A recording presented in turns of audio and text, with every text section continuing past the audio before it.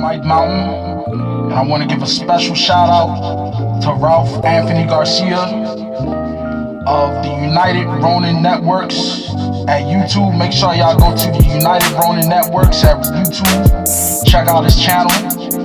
Check out his series, Ralph Reads. Give it a like. Subscribe to his channel. And check out what he got to offer. Some really good stuff up there. This is Mike Mountain, and this message is approved by me. Peace.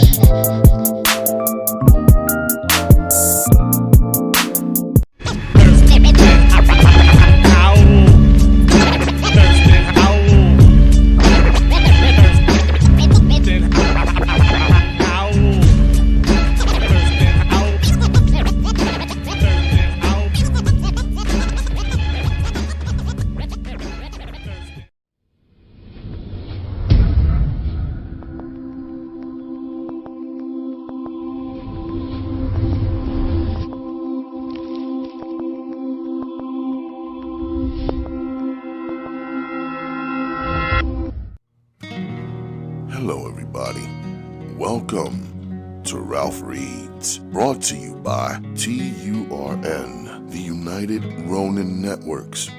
My name is Ralph Anthony Garcia, also known as R4. Please like, share, comment, and subscribe. Tell a friend to tune in to TURN, the United Ronin Networks. We are Ronin. Today on Ralph Reads, we transport on the 7th trip through Jan 11's Angelites, body of persons empowered. Normal folks have 5 senses, but folks like myself have 7. As we use these senses, let the pre-senses shine down from heaven. Let the reading commence.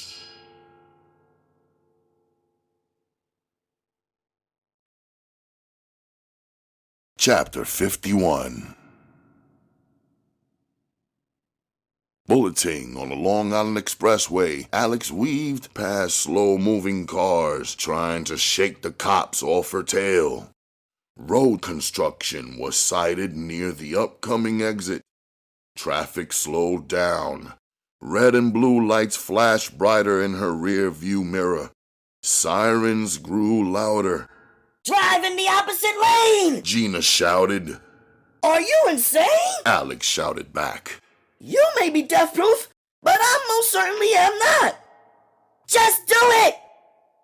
Despite carrying heavy doubt, Alex cut through the grassy divider and swerved down the westbound lanes. Screeching past oncoming cars and hearing endless honking, she forced herself to be more faithful and said, Christ, Gina, I hope you know what you're doing. The fleet of squad cars fearlessly tailed them down the opposite highway lanes. John must have had these uniformed demons under some kind of spell, as they purposely met oncoming cars head-on. Drivers were forced to skid off-road to avoid getting hit. Gina knew that eliminating them was the only option. But how? Even with her powers, she had no idea how to stop an army of crazed cops driving at top speed. Besides, she had to get Alex as far away as possible without putting several more lives in danger. Give me a sign, she whispered. Wait. Up ahead, 2 tractor-trailers vastly approached.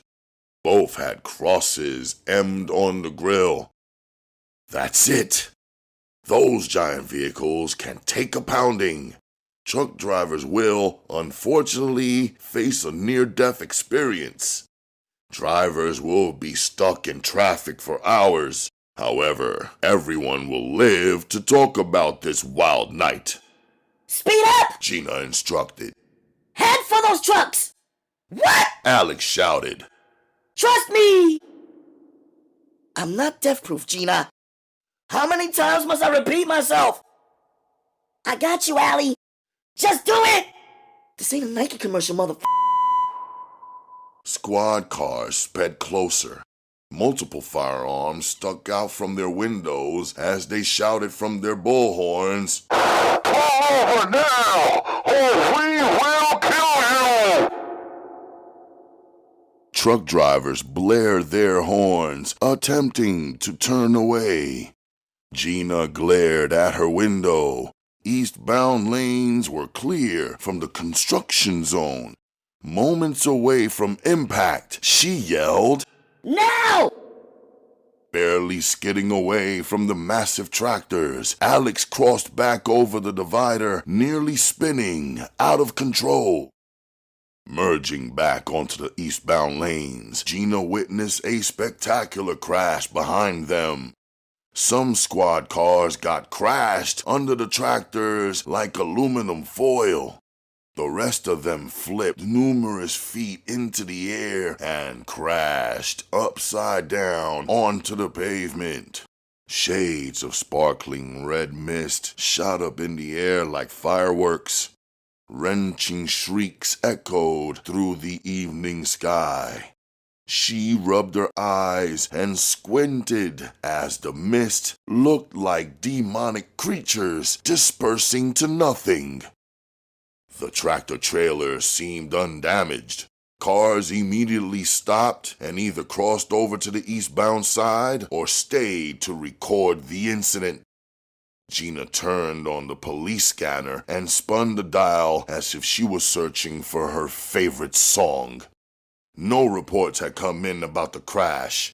If Hart's cops survived, they would have called it in by now.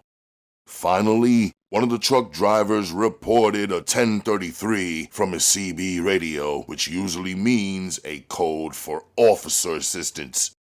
Her gamble worked. Leaning back in her seat, sighing with relief, Gina thanked God that every bystander survived. More than that, she was thankful for sticking to her word of protecting her sister. Great job, Allie, She said, slapping her sister on the shoulder.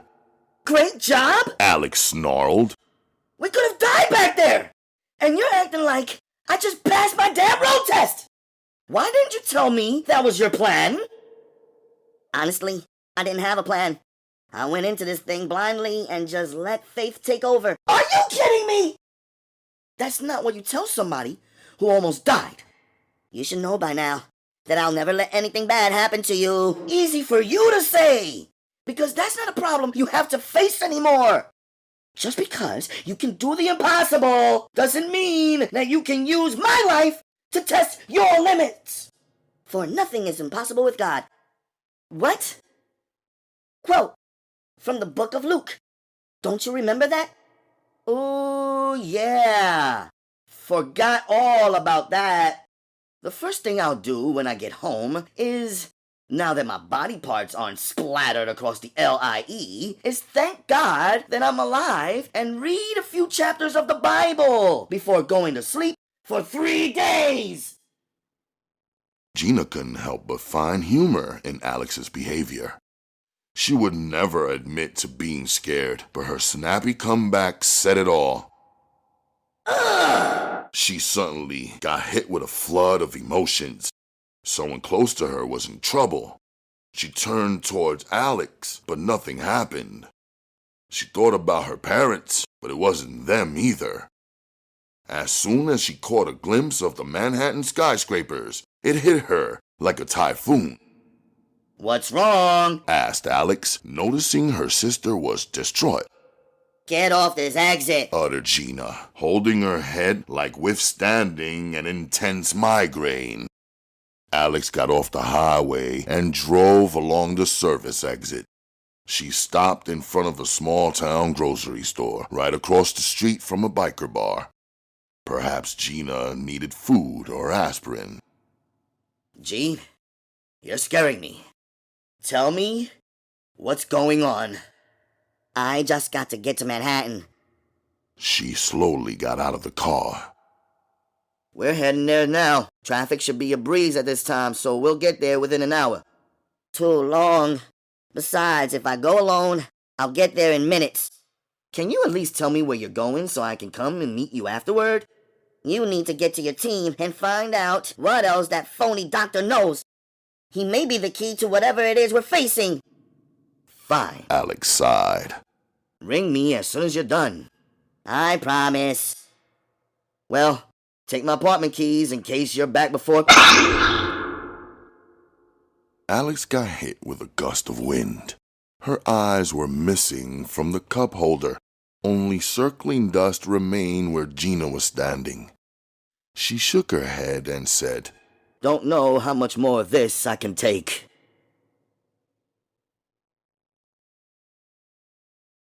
Chapter 52. Natalie Mercedes, worn out, entered her apartment and prepared to sleep like the dead. With no other leads to follow, she was back to square one. More time was needed to formulate a new game plan. She also had to call Tyrone to apologize for beating down his informant. Suddenly, her sleepiness instantly vanished at the sight of her apartment left in shambles. Overturned furniture, scattered clothing, ripped up papers, and her computer on the floor smashed to pieces. Natalie pulled out a gun and checked the other rooms. The kitchen, the bathroom, and the bedroom were untouched. She checked under her bed and found lingering dust balls. No footprints on the floor. No signs of forced entry. Two people came to mind as to who did this. A ninja she unknowingly arrested in Chinatown, or the infamous cat strutter came to visit her. She knows who I am, she thought. Natalie hurried to the armoire and pushed it aside. She unhinged the radiator cover behind it, showing off a traditional cast iron heater. It was cold as ice, since she never used it for heat. Taped against the back of it was Martha's original package. This must be what they were looking for. Destroying the copies on a computer must have made them think their mission was accomplished. With the contents intact, she stuffed it back in his hiding place and moved the furniture back to the way it was. Hopeless and out of ideas, Natalie thought she was destined to lose this fight. They'll be back for her. No time to rest. But she was so tired, stressed, lost. For the first time, she wanted to give up. From her bedroom window, she leaned over the pane and gazed down at the city streets. Although activity seemed normal, she had this eerie feeling that squad cars will be racing toward the front of her building at any minute. She had to get out of town while she had the chance. Just then, an extreme chill came over her shoulder. Puffs of heavy air blew against her hair, followed by the sound of a growl that dragged for about a minute. As soon as she turned around, the devilish grip of Cat Strutter clutched her throat. She couldn't grasp an ounce of oxygen. Yellow flashes flickered before her eyes, her strength vastly weakened, overcome by wooziness. She smashed her through the window and hung her halfway off the window pane, licking her snarling dry lips as she reached in her leather jacket and grabbed the handle of her deadly machete. Struggling to latch onto the frame, Natalie felt the broken glass scrape against her trench, cutting into her palm. Acting out of desperation, she snapped off the piece of glass and sliced it across Strutter's pasty face. Nothing happened, not even a flinch. Cat just smiled while further tightening her grip.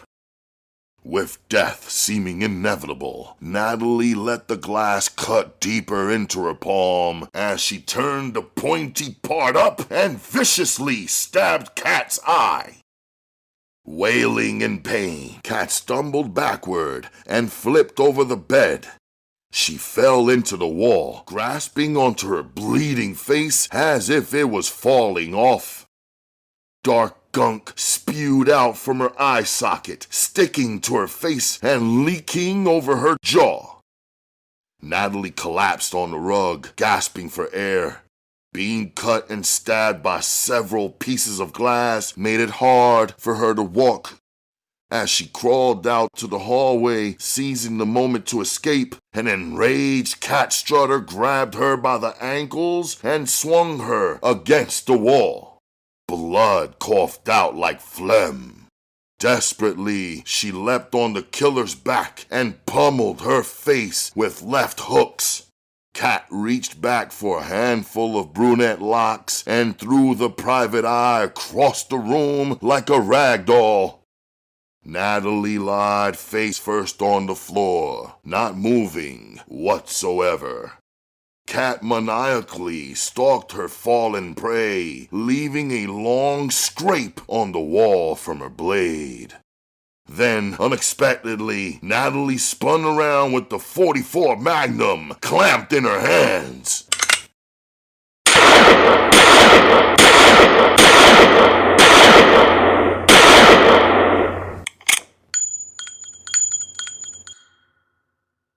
Several rounds got fired into Cat's torso. Dark liquid splashed on the walls as she plunged to the ground. Is it over? Has the horror finally ended? A weak smile curled on Natalie's sweaty face, sliding against the wall in exhaustion. Weakened, the punishment she took was severe. Where's the phone? She had to contact Jill, staggering to her feet. Natalie slowly walked to the bedroom, perhaps expecting to die soon.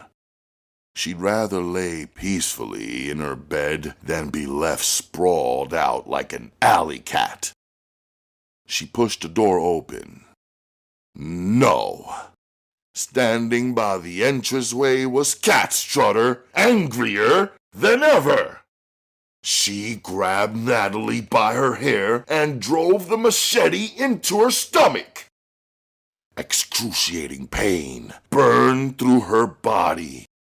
As she watched her blood splash down to the floor, her mind went blank. Cat yanked out the blade and coldly dropped her victim. Natalie's breathing stopped as her life slipped away. The last thing she saw was Martha's killer cackling with enjoyment. Pure evil.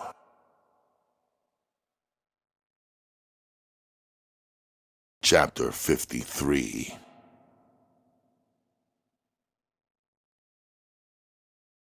Cat Strutter stepped into the living room and used a couch pillow to wipe her blood off of the machete. She then sat in the middle of the floor with her legs crossed and hands pressed together like a Buddhist monk. Slowly her eyes closed as a daunting voice erupted from her windpipe, chanting in tongue. Green spew magically peeled off from the walls and clung onto each other in midair, morphing to a wobbling orb that sparkled like a disco ball. As it floated across the apartment, gooey strands shot out and grasped onto the spew that continuously flowed out from Cat's wounded eye. The wobbly orb then latched onto the side of her face like a slab of meat, regenerating the damage she suffered. Within minutes, her eye will look as good as new. Meanwhile, back in the bedroom, Natalie's body continued to leak. How long will she rot before anyone realizes that she's dead? Suddenly, white lights began to percolate across the ceiling, multiplying and shining brighter by the minute. Glowing cracks traveled along the walls and split open the ceiling like a fault line. A heavenly scene opened up. fluffy clouds in hues of pink and turquoise and centered by a sun that burned like a solar flare. Beams of light shone down as angels soared through the sky like fish swimming in an ocean reef. Could this be happening? Again? Twice? In one lifetime? Thunder violently roared as one angel dove from the heavens and swooped down toward Natalie's body. Then the angel disappeared and the room returned to normal. If the angels have indeed chosen a new warrior, Natalie should be waking up momentarily.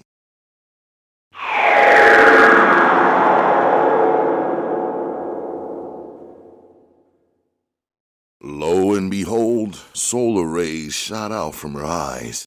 She let out a shriek that shattered several windows, making the entire building quake. Cat Strutter pressed her hands against her ears, perilously trying to block out the tormenting scream. Once the ruckus finally ceased, Cat nervously looked around the living room, sensing she wasn't alone. Dripping bloody machete in hand, never had she acted nervous throughout her existence. Never. Never! She's always been the one doing the stalking, upsetting her greatly to play defense. And then, her assumption had proven to be true. Raging with blind fury and fuming with a wave of burning anger, Natalie Mercedes bolted across the living room and rammed into Cat like a Mack truck running at 180 miles per hour. Bricks and plaster exploded from the walls as she flew right out of the apartment. Falling 10 stories down, she crashed through the roof of a taxicab parked in front of the building, folding it up like an accordion. Natalie collapsed against the side of the balcony, unsure if this was reality or fantasy. Can dead people still dream? Does she even remember dying? Vague images popped up. Seeing a large blade shoved in her body. No idea as to how she escaped death. Her equilibrium was off. Muffles of various screams and blinding lights caused her to panic. Just then, as predicted earlier, dozens of squad cars skidded in front of her building. Cops, armed with itchy trigger fingers and killer instincts, scattered out to the street. Look! There's the broad! There! Up there! There she is! There's the broad! Up there! Cops shouted through a megaphone. Natalie dove to the living room just as automatic weapons rapidly fired. Bullets shredded holes into the balcony and whatever part of the wall surrounding it. Natalie got to her feet and stumbled out of the apartment as fast as she could. Discombobulation caused her to fall into the wall. She left a hole the size of a crater. Up ahead, the elevator doors opened and out jumped a crazed cop with widened red eyes. Without any announcements to surrender, he relentlessly fired his pistol like a madman.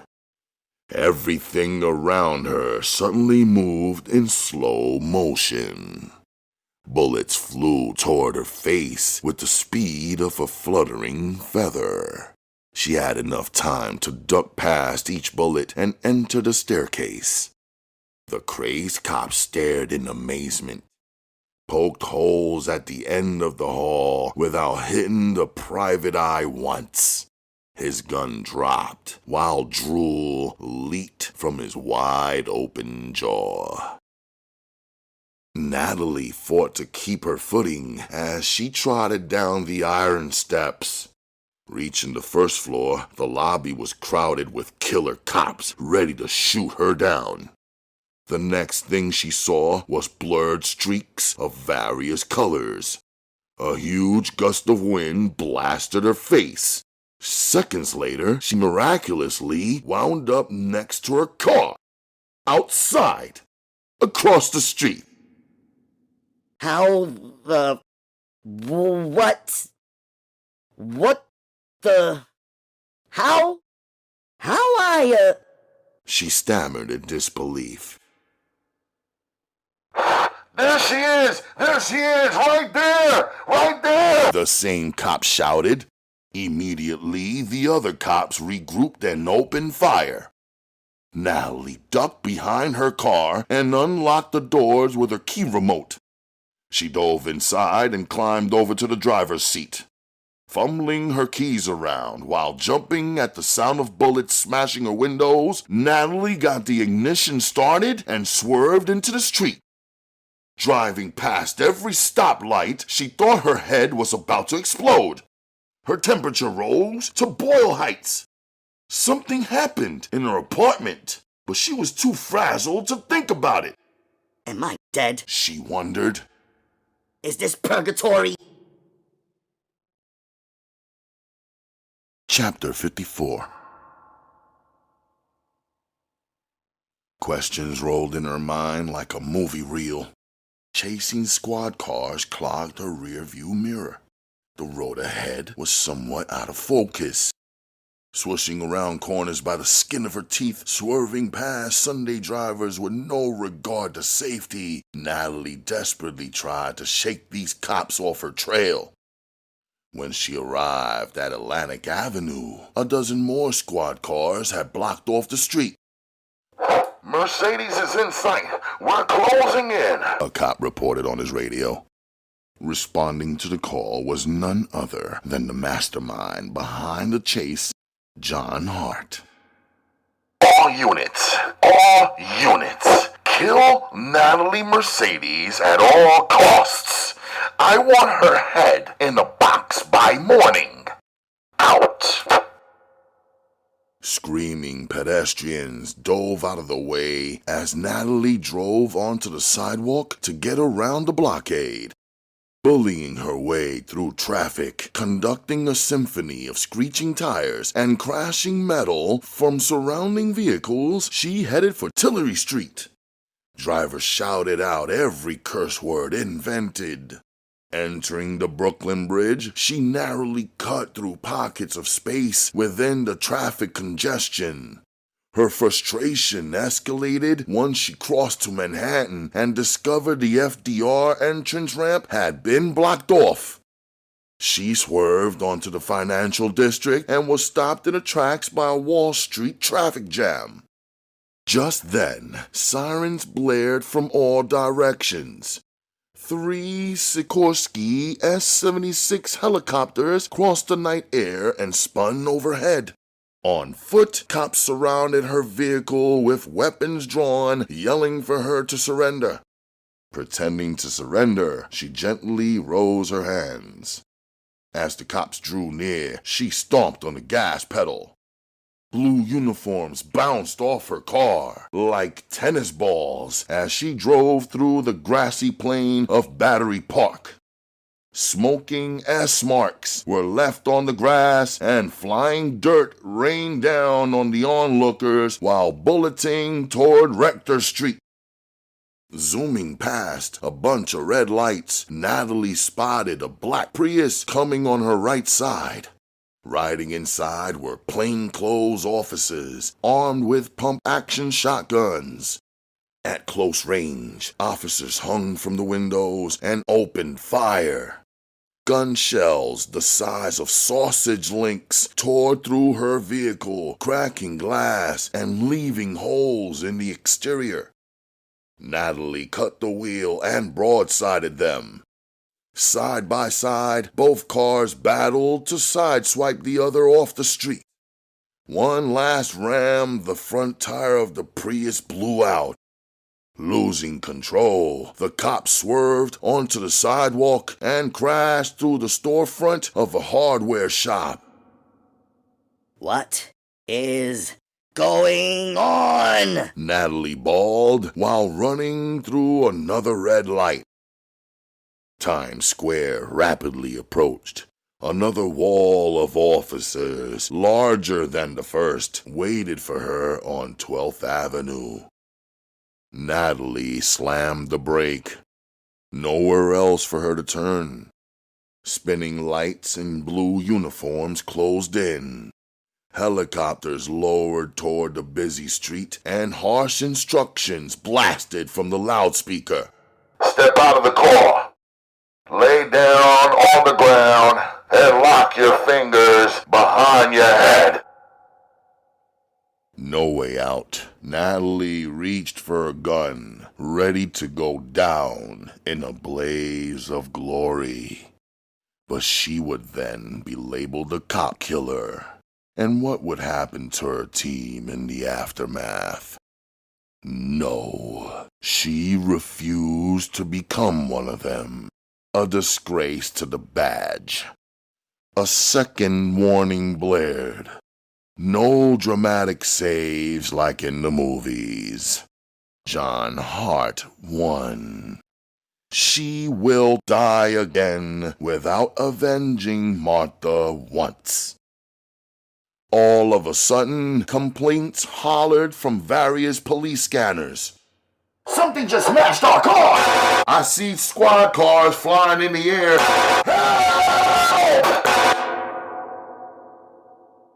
Traffic stood still. Bystanders watched. "This is your last warning. You have 10 seconds to come out or we will open fire. 10, 9, 8. The pilot tightened his eyes at the windshield. A large object rapidly approached, getting bigger by the second, spinning red and white lights. Is that a flying squad car? What the? The chopper exploded on impact, lighting up the night sky with orange, yellow, and gray puffy clouds. Also, it seemed like a bright red specter wildly swirled within the explosion, shrieking at a high pitch. Burning debris fell over the cops, smashing the tops of their vehicles. Amid the fiery spectacle, Gina Vasquez emerged onto the scene. She swooshed next to Natalie's window and said, "Stay down! You!" Natalie gasped. "What are you doing here? Later! Get down now!" Natalie rolled up her window and hid below the steering wheel, praying to God for this madness to end. Gina had the lung power of an afterburner as she inhaled the burning smoke and blew it at the surrounding cops. Cops gagged from its intense fumes. Blinded by grayness, they shot strays in every direction. Pedestrians ran in panic.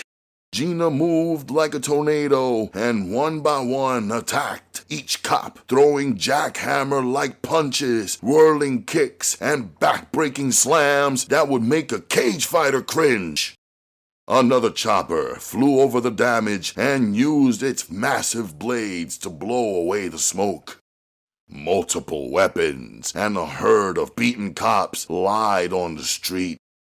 Before the pilot could radio for help, he heard a knock on his side window.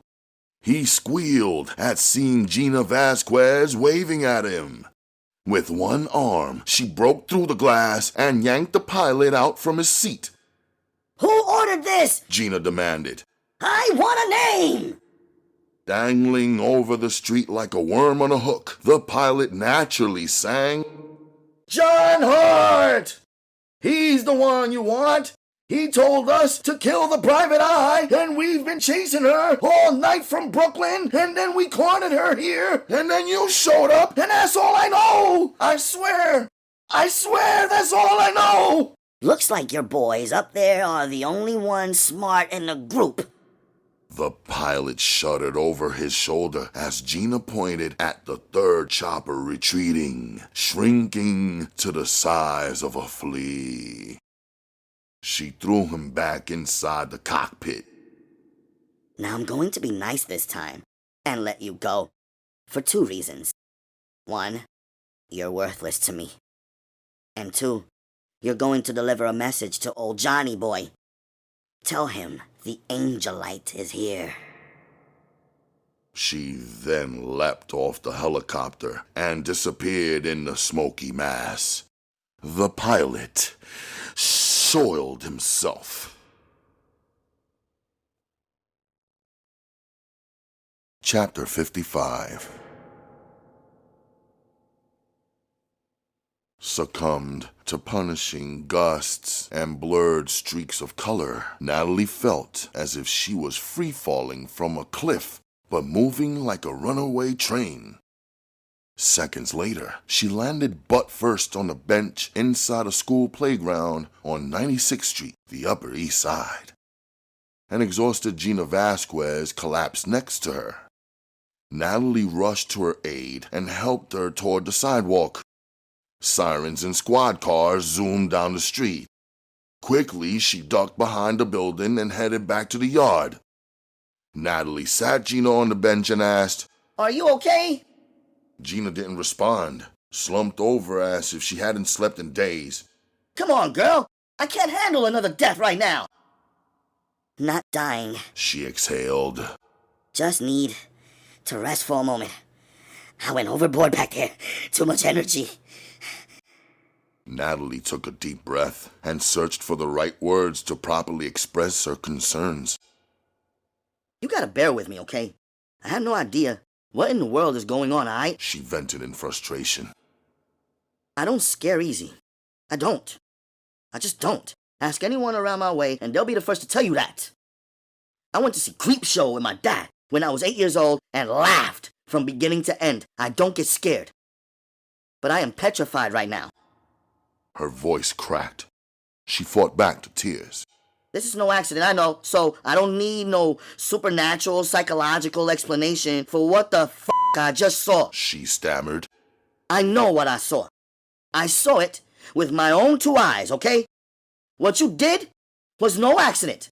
But seeing it and believing it are 2 completely different things. You have to tell me right now why this is happening to me." "How can I? When I don't even know. Why were you surrounded? How the hell should I know? I look out the window and the next thing I know, cops are surrounding my building like children in front of an ice cream truck. Buzzing, blaring, shots fired. Before that, some beastly looking blonde is trying to kill me and she did." Immediately, she felt her chest. No stab wound. Blood blotches surrounded the large rip in the center of her shirt. "My God," she gasped. "You died tonight. That's what you're telling me?" "I did. But if she killed me, then why am I here?" "I could tell you, but you're not gonna like it. You are not you no more. Now, you're me." "Say what?" "Why does Hart want you dead?" "Hart? John Hart? He's the one who sent those cops to kill me? He's responsible for this? That son of a..." "Please, Nat, tell me why he would." "Why? Let's see. Maybe he's ticked off that I found out he had Martha killed. Or because I have documents proving he's a dirty cop. I don't know. Maybe it's because I aided a rogue officer. Could be any one of those reasons." Gina used what little strength she had to set herself up. "Don Crass, you helped him? How'd you know?" "Heard about his death on the news. Someone changed his heart. It was you. You're good, Nat. That's why you've been chosen." "Chosen for what?" "You're an Angelite, just like me." "An angel? What?" "You've been given gifts from an angel. Extraordinary powers channeled from the Holy Spirit. You're now superhuman." At that moment, 3 squad cars skidded in front of the playground. A group of 7 cops ran out with nightsticks in their hands. Gina slowly got to her feet and said, "You gotta take this one." "What? Me?" Natalie doubted. "I'm sorry. I'm still too weak. I promise I got you next time."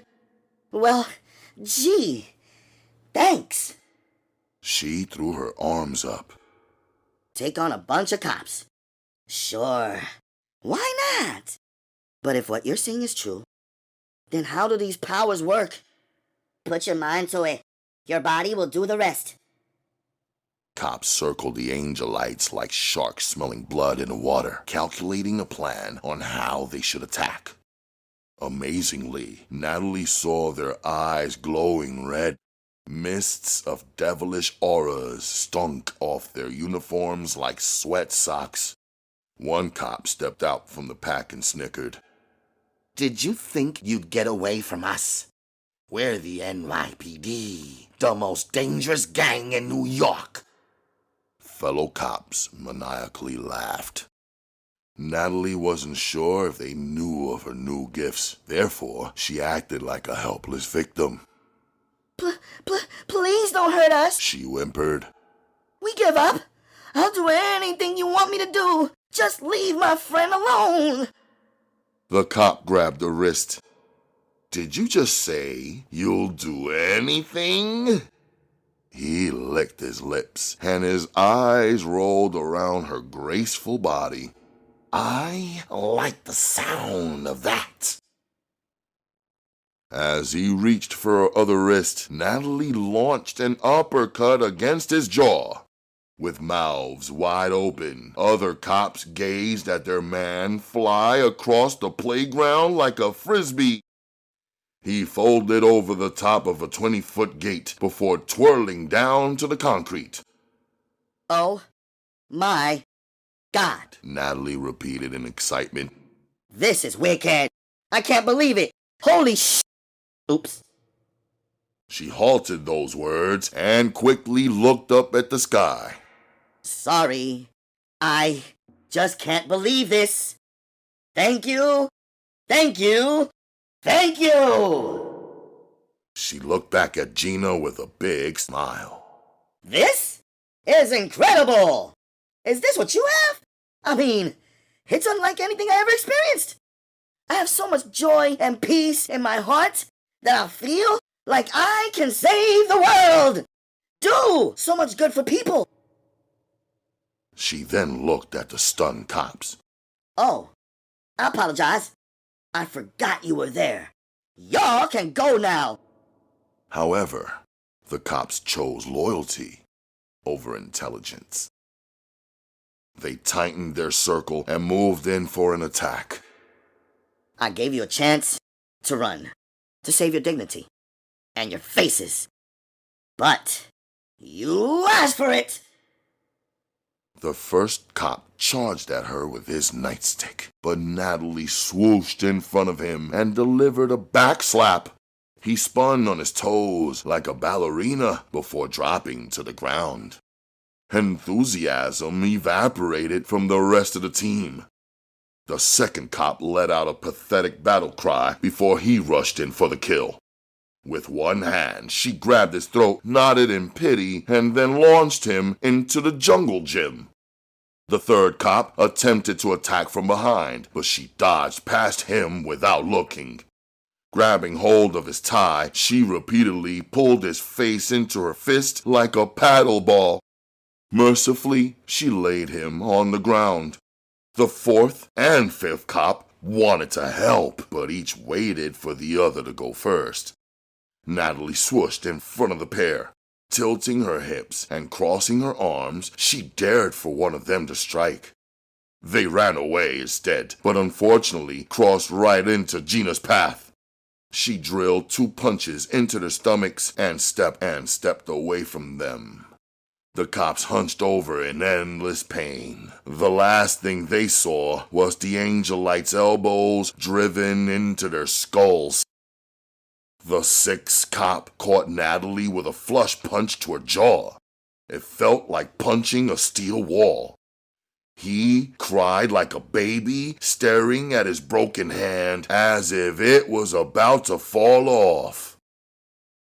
Running her fingers gently across her jaw, Natalie thought about retaliating. However, the comical look of unbearable pain on the cop's face satisfied her enough. And then there was one. The seventh cop pulled out his gun and fired every bullet, screaming at the top of his lungs like a lunatic. Sweat poured over his face once he heard nothing but clicks. Natalie looked around to see where the bullets landed. None of them were stuck to her body. Bulletproof, she gasped. She walked to the horrified cop and squeezed his gun like silly putty. He turned to run away, but she grabbed his gun belt and threw him so high in the air that he landed on the roof of a 17-story building across the street. Natalie ran over to Gina and lifted her. Let's get out of here, she said, preparing to swoosh out of the park. Wait, Gina warned. Conserve your energy. You're still new to this. Use too much power at once, you'll also be exhausted. Gotcha. Looking at a squad car left on the street, Natalie swished Gina into the back seat. She then got behind the wheel and spotted the keys still in the ignition.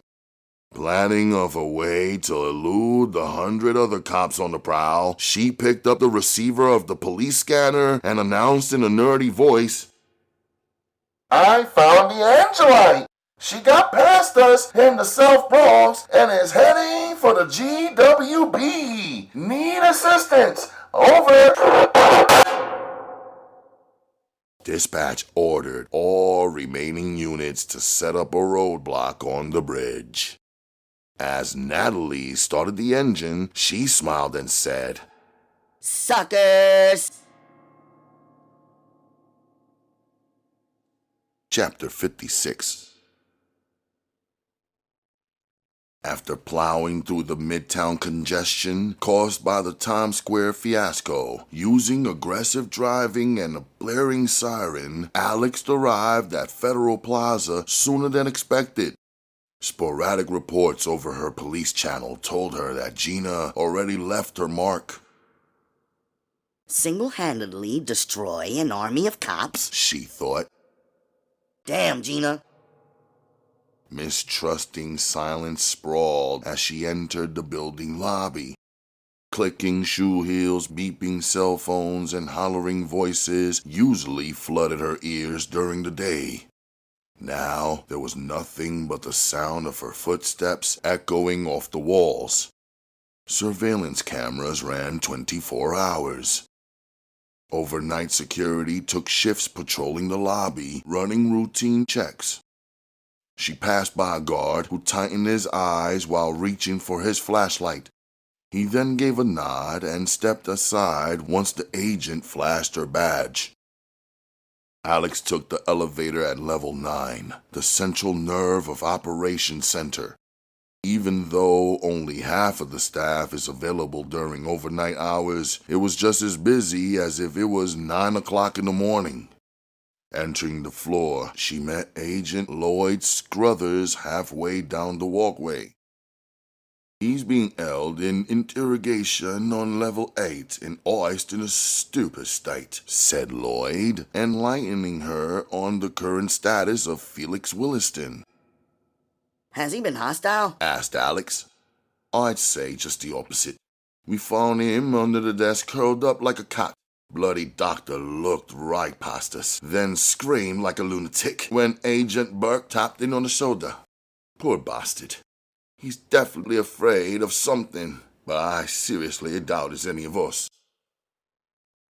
Level 8 was a secret corridor with no elevator access. Only ways to get down there through a private staircase at level 9 or from an undisclosed elevator hidden in the parking lot purposely designed to protect witnesses and criminals awaiting trial. Agent Kristen Burke stood guard in front of the holding room.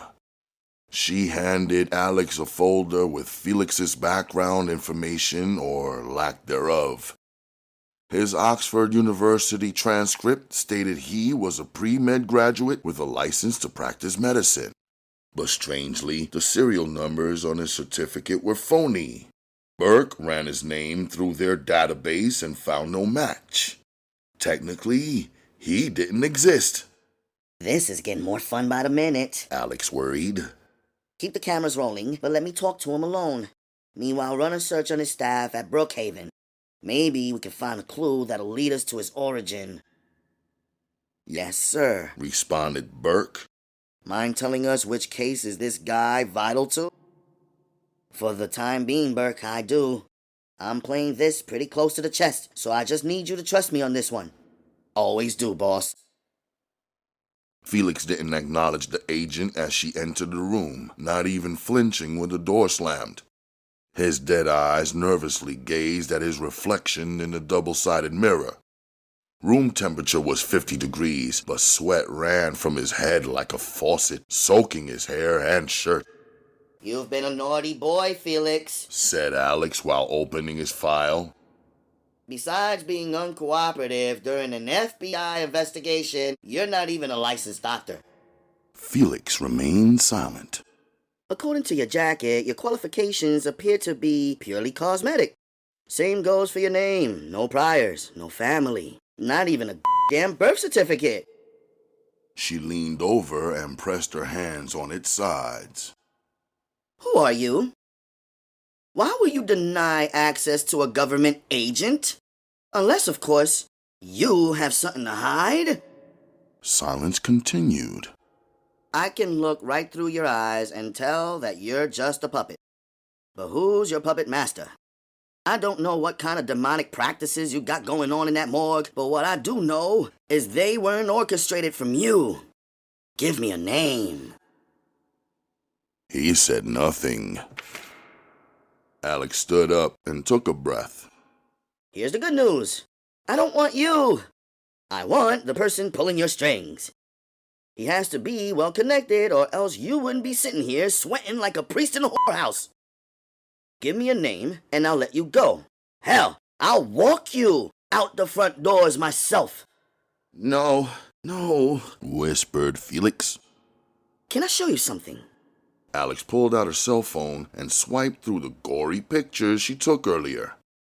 Felix shivered like sitting on a block of ice, grimacing at the sight of them.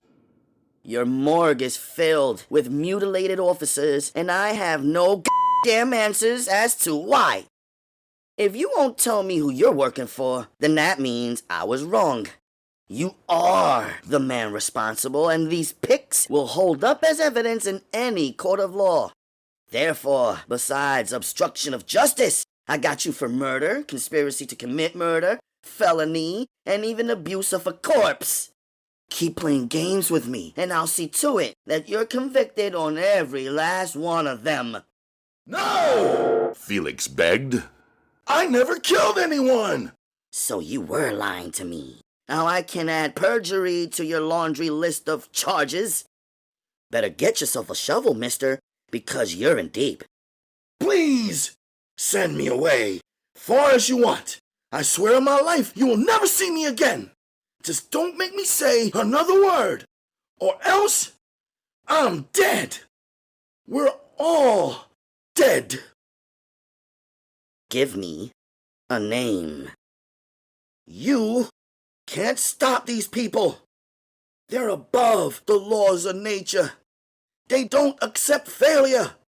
I'll be turned over to the wolves, and no! I can't face them. You can't protect me! Nobody can! Just please, let me go! Alex had one card left in her deck to play. You're right. I can't protect you. However, I know someone who can. Do you know what an Angelite is? Angelite? Felix gasped. You know an Angelite? Yes, I do. Does Special Agent Vasquez ring a bell? Maybe I can talk to her about some kind of protection arrangement, but you have to give me something right here and right now, or else you can forget this whole deal. What do you say? Wiping off the running tears and sweat, Felix submitted. His confession started with how he got recruited by the crucifix. Many years ago, he worked as an accountant for an owner of a strip club in Corpus Christi called the Bumping Grind. A group of entrepreneurs came in one night and asked to talk to him about a new job opportunity. Their interest in him was due to his family history with black magic. They made him a generous offer, but Felix declined. The group then returned a few days later. Not only did they add more zeros to their previous offer, but adding outlandish promises as well. Felix became more intrigued the longer he listened to their hypnotizing words. Eventually, he accepted. He was given a new identity and asked the task of managing the morgue at Brookhaven, secretly serving as a shrine for demonic spirits. Due to his knowledge of black magic, he was responsible for casting spells that enabled dead bodies to stay preserved. Every ounce of their blood was drained and given to Satan as an offering, while their souls suffered eternal torment. Why in God's name would you agree to join such a grotesque organization? Alex asked disgustingly. Who would participate in torturing human beings just to make a few extra dollars? It doesn't make no damn sense! I agree, Felix admitted. but the way he spoke to me, he made it sound so liberating. Like I'd be making a difference in the world. I couldn't resist him. My instincts told me to walk away, but something else took over, made me want to serve him. It was like I was in a trance. Anyway, I did it and will forever regret making that decision. Where did you learn how to perform black magic? From my older brother, What's his name? Walter Nixon. What's your real name? Harold Felix Nixon. Tell me about your brother. Troublesome guy growing up. He hated everyone, from family members to an average man walking down the street. He always took care of me, though. Our relationship was the only grasp of morality he had left. Years later, he taught me the dark arts once he started the spawns of Satan. What's that? Some kind of Satanist cult? Yeah, they originated in Nevada. He believed that if he performed enough sinful acts, then Satan would reward him with unlimited power. He'd been in and out of jail for years, committing any crime you can think of. Then one day, for some strange reason, he had a change of heart. He abruptly quit the cult and turned himself in. I never saw him again after that. Not sure where he's residing now, or even if he's still alive for that matter. Have I held up my end of the bargain? Not yet. Who are you working for? Minutes of endless whimpering had ensued before Felix dared to utter his name. John Hart. Alex gasped. Every trail she uncovered has led her to this wicked detective. Okay, you've held up your end for now, but I need to keep you here for a bit longer. Once your story checks out, then we'll talk about your relocation. Can you get me out of here tonight? Can't make any promises, but you're certainly not staying here. I'll move you to a safe house until we can iron out the wrinkles for your transfer. Alex exited the room with cell phone in hand. Due to the abnormal circumstances involved, she rode the private elevator to the parking levels, needing as much seclusion as possible. Getting down to the second parking lot level, she immediately called home. No answer. Then she tried Gina's cell. Again, no answer. Where is she? The agent wondered. Back in the holding room, Felix was a pitiful mess. He reflected on his bad decisions and wished he could conjure up a spell to rewind time. Relocation would be a blessing, even though he didn't deserve it. Enough of the truth was expressed to satisfy the agent. However, other key facts got purposely left out. Harold, too, was a full-fledged member of the Spawns of Satan. Also, his knowledge of the dark arts was equal to his brother. Since Walter Nixon went into hiding, John Hart recruited the next best thing. Suddenly, the lights flickered around the room. Swirling lines of steam rose from the splits within the granite floor, maneuvering like it had a mind of its own. Felix cringed from the heat seeping through the soles of his leather shoes. The mirror warped before his eyes as the humidity had risen. Shockingly, he saw a calm and emotionless reflection of himself staring back at him. Blinding smoke filled half the room. Steamy streaks rolled together inside of a vacuum that reached the ceiling. Shapes began to take form, miraculously materializing into a giant king cobra. Although misty, it was as thick as a fog bank. Its tongue slithered over the shivering doctor, attempting to lick the sweat off his head. The rattling of its tail sounded like tremors from a train tunnel. Hisses echoed down into Felix's stomach. That was it. Like his brother, Felix's fate had been sealed. No mercy for failure. He knew that the moment he joined John's team. Alex nor the Angelite can save him now. Crying like there was no tomorrow, Felix looked up and begged for forgiveness, apologizing for the choices he made. Too late. Roaring like a mystic dragon, the cobra lunged toward the doctor and mercilessly coiled its tail around his neck, wrenching tighter and tighter. Blood clots exploded inside Felix's eyeballs as his larynx got crushed like a plastic bottle. Dark gray smoke puffed out from its nose, which ignited his clothes on fire. Felix dangled in the air as his flesh gradually burned like a roasted marshmallow. His neck could have been broken in seconds, but the mystifying creature wanted its prey to suffer first. When the lights turned back on, the room looked completely untarnished. Temperature was cool once more. All that remained of Felix was a pair of half-melted shoes and a smoking pile of char on top. Meanwhile, the haunting mist continued to travel beneath the walls of the building, winding itself around the electrical wiring. Several channels, monitors, and security systems throughout the corridors began shorting out.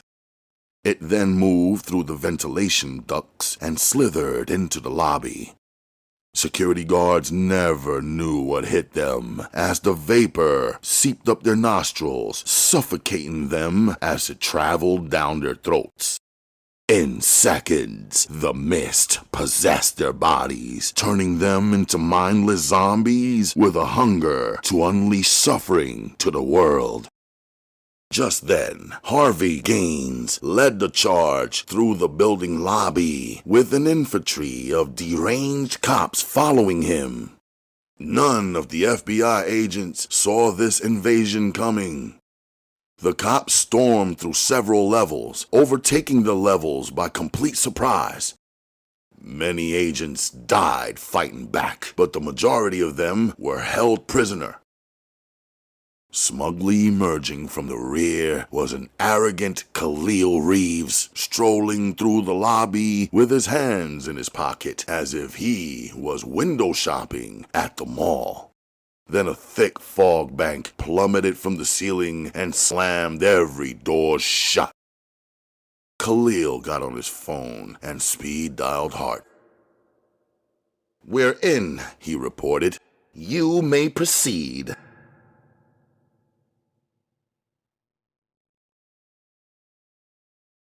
Chapter 57. 20 minutes elapsed, and still no word from Gina. Not wanting to wait any longer, Alex power walked back toward the elevator, planning to move Felix herself. Just then, she heard a commotion coming from the security station at the end of the lot. Armored guards headed for the normal elevator in groups. Alex followed a passing guard and grabbed his arm to slow him down. What's happening? She asked. Why is your entire unit moving out? We've been infiltrated, The guard reported.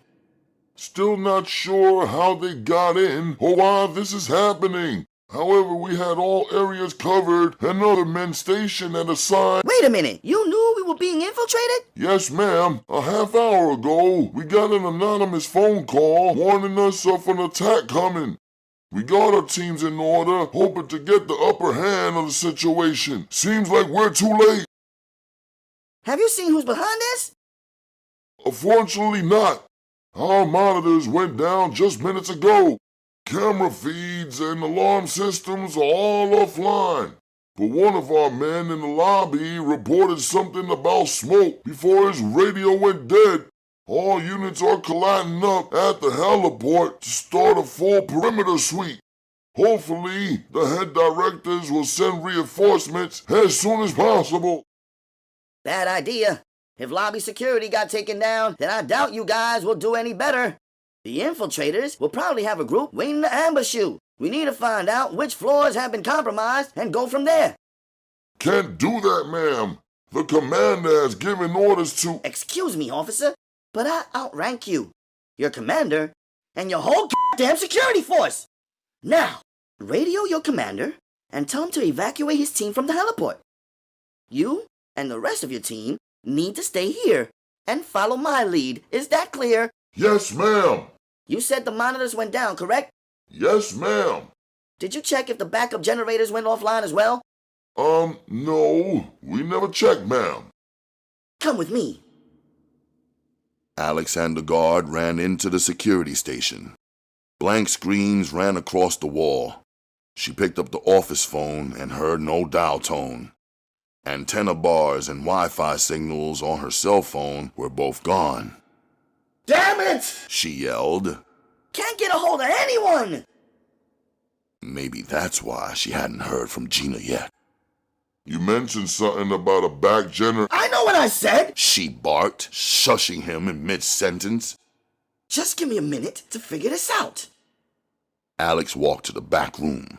There should be a map or floor plan that'll indicate where the backup generators are located. Activating one of them will hopefully boost their connection services back online. Meanwhile, the guard wanted to get back to the lot and help his team.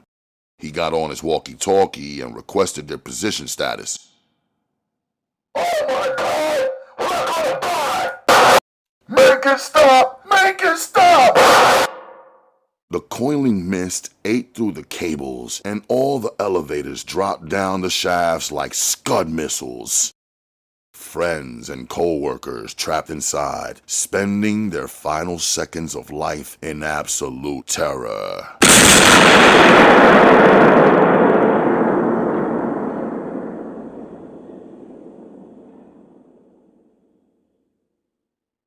Explosions scorched the entire wall. A gust of smoke barreled through the parking lot. Get down! The guard yelled out to Alex before diving to the ground. As the panels burned profusely, the unearthly mist slithered its way through the lot, curling under cars and wrapping around columns. It calculated its moves like a predator, waiting, watching for a sign of life, then take it.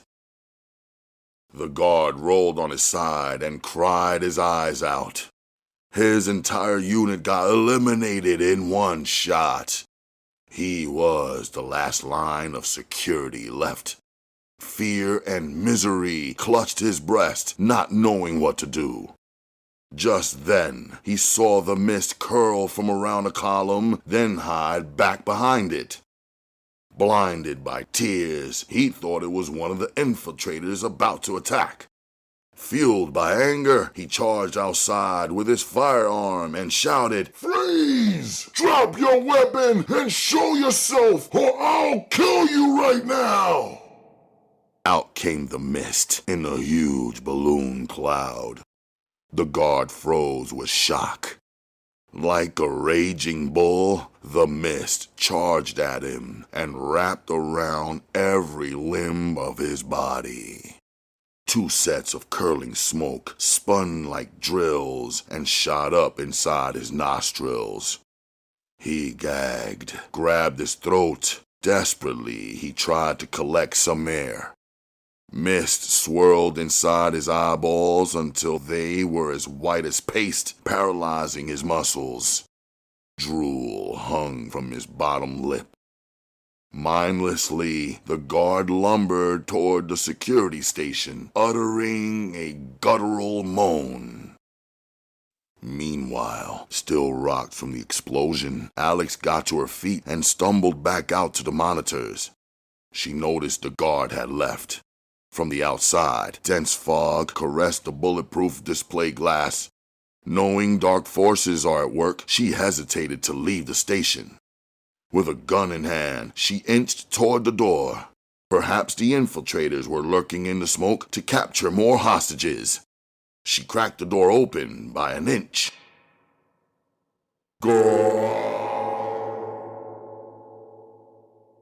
The possessed guard smashed through the door and leapt on the agent like an angry cheetah. Her gun dropped.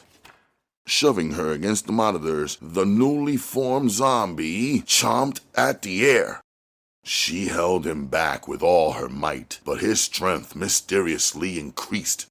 What used to be his face morphed into a hideous gore with bubbling burnt skin and a jackal-sized mouth foaming with pus-like coloring. The stink of his breath fogged up her glasses. She was a T-bone steak, and he couldn't wait to sink his teeth into it. Alex fought hard to push him away, but he would lunge closer each time. Only one thing left to do. Fiercely, she dug her fingernails into his eyes, nearly poking them out. Howling in pain, the zombie guard loosened his grip. She sat on the control board and rammed both her feet into his chest. As the guard fell back to the back room, she immediately closed the door. What the hell happened to him? She wondered. Was every guard in the building now a mindless zombie? Suddenly, vapor crept through the bottom of the door and slithered toward her shoes. Alex ripped off her jacket sleeve and pressed it against her face. She opened the door and boldly ran into the mist. Smoky vines shot out from all angles and reached, but she dodged past like an Olympic speed skater. Once breaking through the fog bank, she ran to a clear area on the other side of the lot. Dropping to her knees, she filled her lungs with as much oxygen as possible. She then looked back. It can't be. Something big and white approached. Fear had hit her for the first time tonight as she watched the mist chase after her like a tidal wave. Alex ran down a ramp while cars flipped over behind her. The mist moved with the force of a hurricane. She turned to run down the next ramp that led to P2, but she used her wits and climbed underneath an SUV along the side instead. Seeing nothing but white mist ahead, she held her breath while hearing its hisses getting closer. It circled the entire level, trying to find her.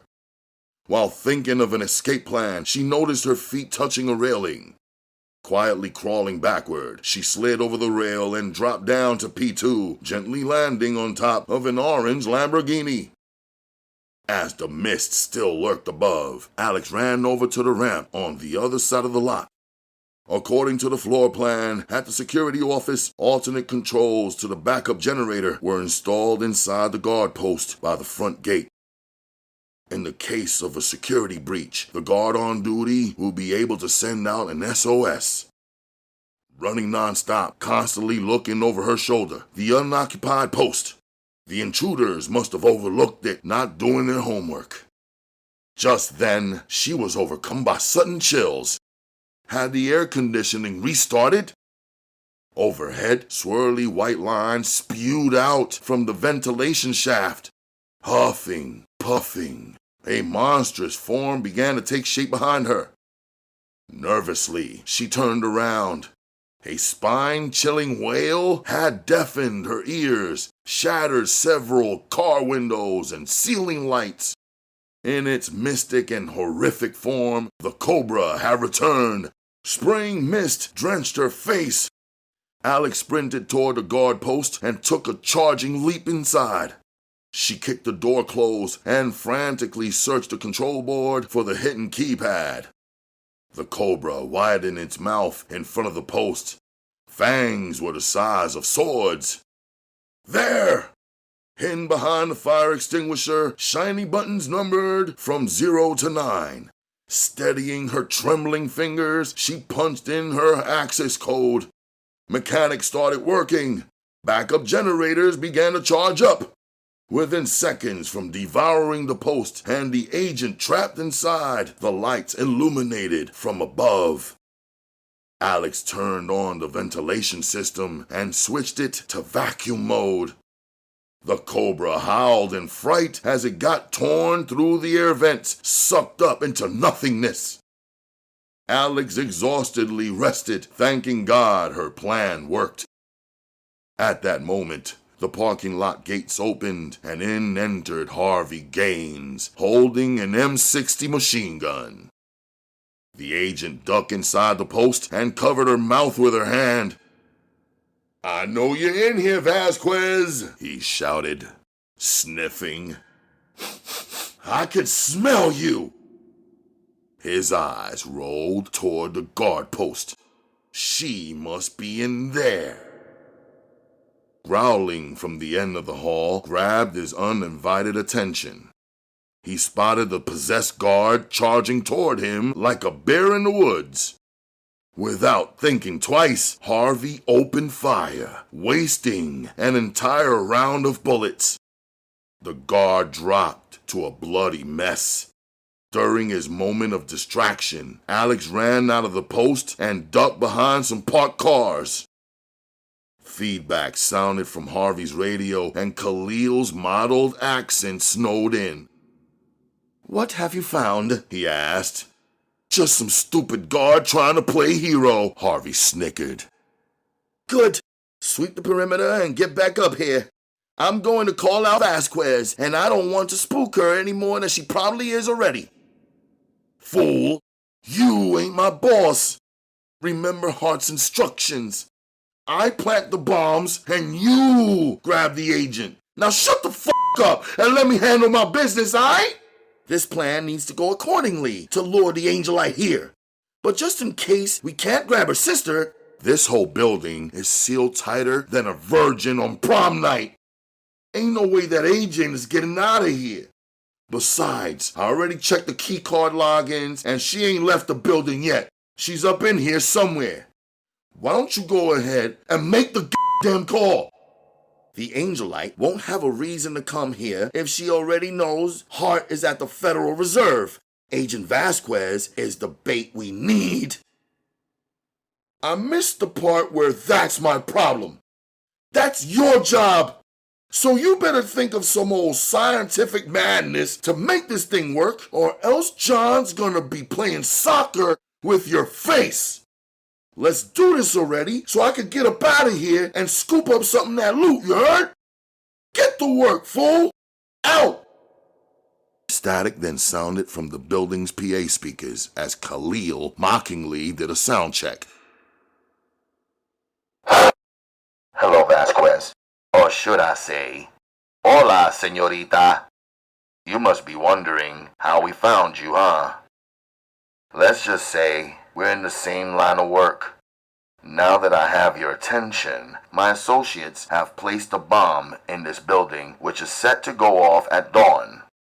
Your colleagues, your friends, all who you care for will be blown to kingdom come unless you surrender yourself to me.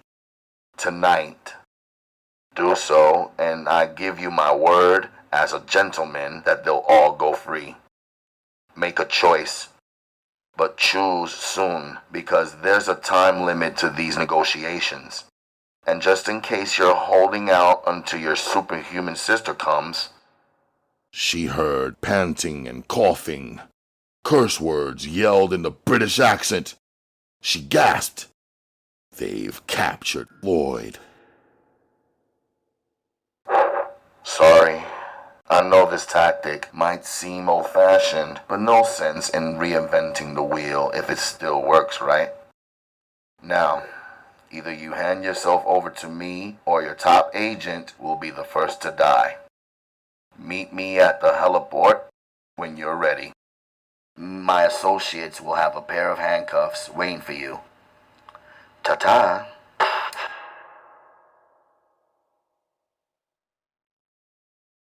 Chapter 58.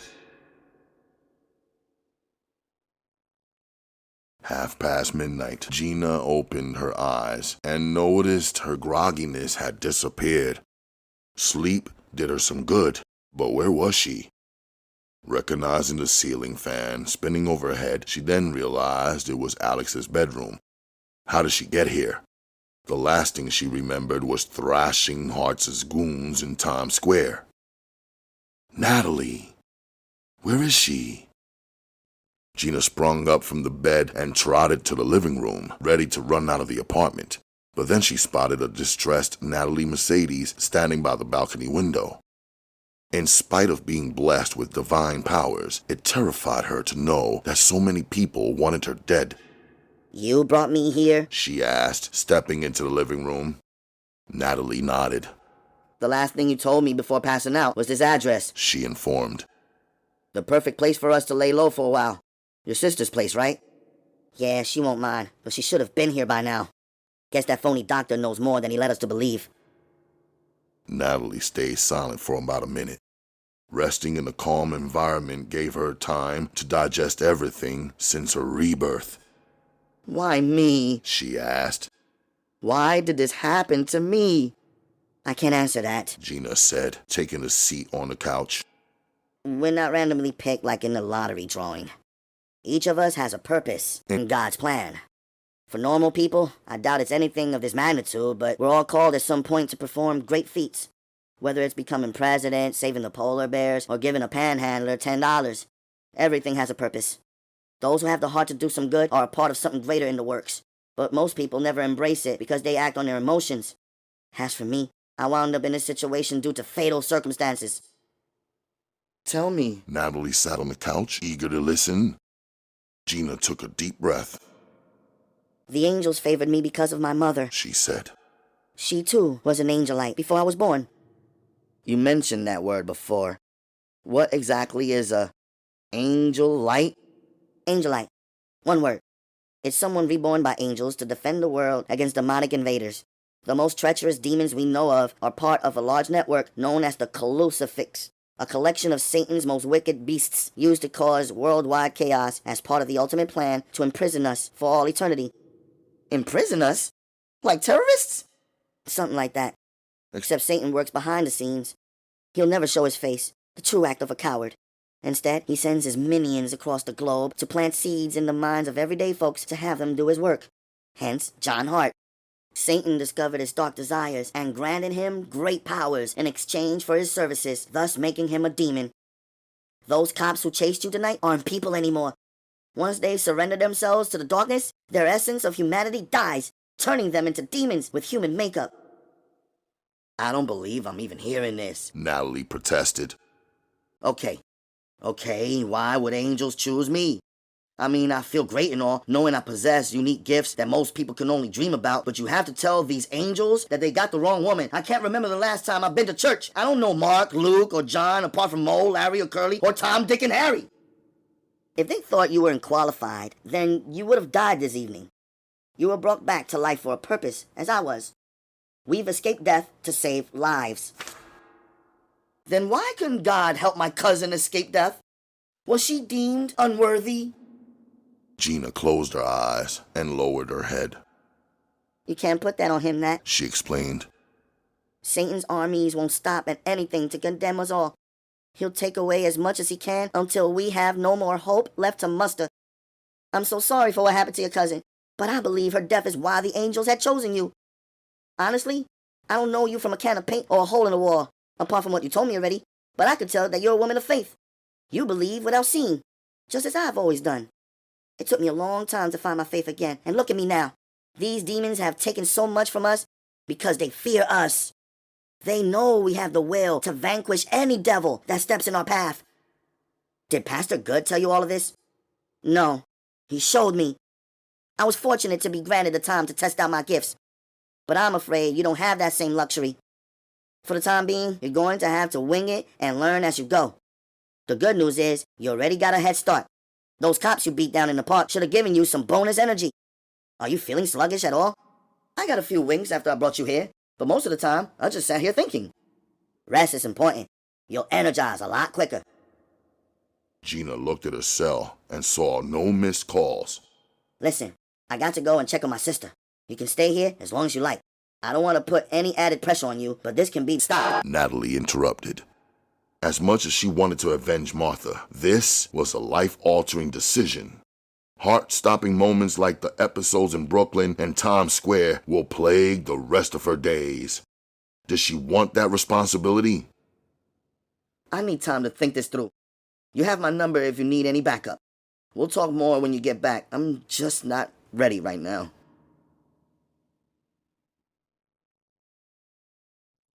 Chapter 59.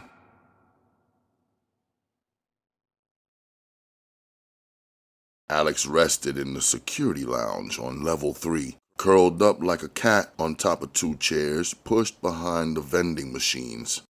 She was worn out, mentally drained. How much longer can she keep up this cat and mouse game? Lloyd's life hung in the balance. If Gina doesn't reach her soon, then she'll have to surrender to those mad terrorists to save his life, even if it means losing her own. From out of nowhere, her phone vibrated on top of the armrest. She nearly fell off the chair. Since there was no reception down there, how was she able to receive a call? Her suspicion soon became elation once she realized it was Gina. You don't know how relieved I am to hear from you, she whispered. Why are you whispering? Gina asked. I'm still at headquarters, hiding in the parking levels. The building is under siege. We must have been followed from the hospital unless Felix used some kind of crazy magic spell to alert Hart and his flunkies that he was here. What did he tell you? First off, his real name is Harold Nixon, and he admitted to knowing the dark arts. Taught to him by his brother, who just happened to have started a Satanist cult called the Spawns of Satan. Hart heard about his artistry and recruited him. My God, say it ain't so. She sighed. His brother's name wouldn't happen to be Walter, would it? Alex paused. How did you know that? The storekeeper I got the knife from. His name was Wally. And the Spawns of Satan was the cult Ronnie and I raided. Pastor Good was right. God saw the links to the chain, and I was sent out there to intervene. And since Hart couldn't sign the first-round draft pick, he settled for sloppy seconds. He would have been even more powerful if not for you. But it was you who led us to that bogus doctor and the wickedness behind Brookhaven. You've brought me along a lot further than I would have on my own, Allie. That's why I'm getting you out of there right now. You can't. Hart has a crew planning to hit the Federal Reserve Bank tonight. They plan to use me as bait to lure you here, giving Hart free range to loot as much as he wants. They're counting on your arrival so much that they've planted a bomb to level you and the entire building. But since you've managed to elude their capture thus far, I can get you out of there before they get a whiff of your hair. I know this building like the back of my hand, so I can send them on the wild goose chase long enough for you to get Hart. You can come and rescue me afterward. Allie! I can't leave my team. At least if I'm still here, they have a chance to survive. Don't worry about me, Gina. Gina put passion before principle, but she knew Alex was right. She pressed her finger and thumb on the bridge of her nose and reluctantly agreed. I'm coming for you as soon as I'm done. I know you will. Be careful. I love you, Allie. Love you too, big sis. Gina dropped the phone and bottled up her anger. She vowed that Alex would never be harmed, but these tragic obstacles keep interfering. That son of a she swore, thinking of the beatdown she's going to drop on the crucifix at the bank. Natalie stood by the doorway, relating to Gina's sorrow. You've just convinced me, she said. If I were in your shoes, I honestly don't think I would have made the same decision. Martha was like my sister. And the one time I wasn't there for her, she died. Now I have the chance to get back at the people responsible. You bet I'm fighting this war. I'm not sulking, said Gina. I'm harnessing my aggression because, so help me God, each one of Hart's gang will be dead before sunrise. Now that's what I'm talking about. So what's the plan? The Angelites mapped out the targeted places: the Federal Reserve and FBI headquarters. They guesstimated the size of the crucifix cops and how fast they can take them out. Surfacing as a problem was how many news crews would flood the streets once the fireworks start. Cameras will be filming two superwomen manhandling the police, automatically tagging them as villains. They needed an ally who would testify on their behalf. Names were randomly thrown in the hat, but none credible enough to strike an aha moment. What about that blonde from Channel 4? Trish. White girl. Natalie mentioned. The one who's forever drilling Hart with all those hard-nosed questions? Certainly she must have seen through his BS already. I agree, said Gina. But even she'll need concrete proof, or else her story will be dismissed as tabloid taboo. What if the people saw an officer on our side fighting against the crucifix? Not just an ordinary cop, but someone with stature. Right. Someone with a reputation that commanded respect from the people. Preferably a person who's had their heroism documented, like a Curtis Sliwa or Rudy Giuliani type. And even if this person doesn't believe our story, at least he or she would call the real officers for backup. Reporters can draw their conclusion. Exactly. But who could we get on such short notice? How about we let my people handle this? I'll bet they'll do an outstanding job, but this person needs to have a title, kind of like a war hero. Someone who'll be instantly recognized as a highly decorated... Gina found her aha moment. She rushed to the window and said, Wait about 15 minutes, then head to the bank. I'll meet you there. Within the whiff of the night air, Gina leapt out of the window and vanished.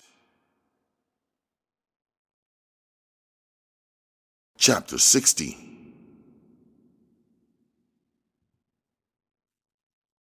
Alex sat in the corner with her arms crossed over her knees. Did she just make a life-costing decision? Gina could have gotten her out in minutes, but she chose to stay. Why would she do that? Guilt for not being honest with her team? Felix was never a person of interest to them, and yet they helped her anyway. Now, she'll never forgive herself if they die because of her war. Reflecting on that nugget of knowledge, she realized that the right decision was made. Gina needs to save the world, but she needs to save her team. Tap, tap, tap. Her head popped up. She heard something. Footsteps coming from the driveway. Had Harvey returned? Did Khalil send more cops to do another sweep? Alex rushed to the door and hesitantly stretched her head outside. The lot was deserted. Tap, tap, tap. She crept out of the lounge and tiptoed up the ramp. Glock 19 clasped in her hands.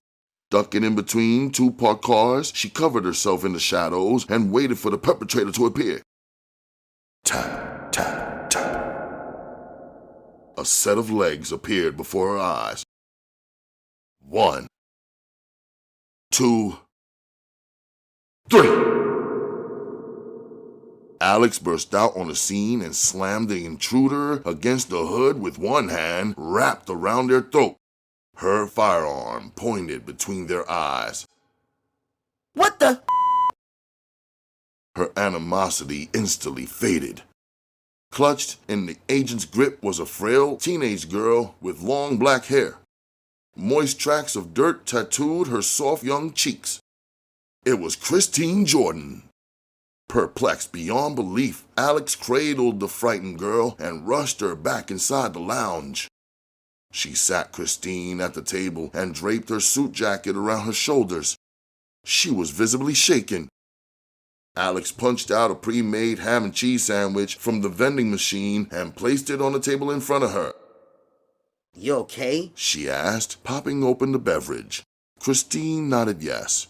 Fizz hissed out from the can as she took a long swing, letting the bubbly liquid run down from the sides of her mouth.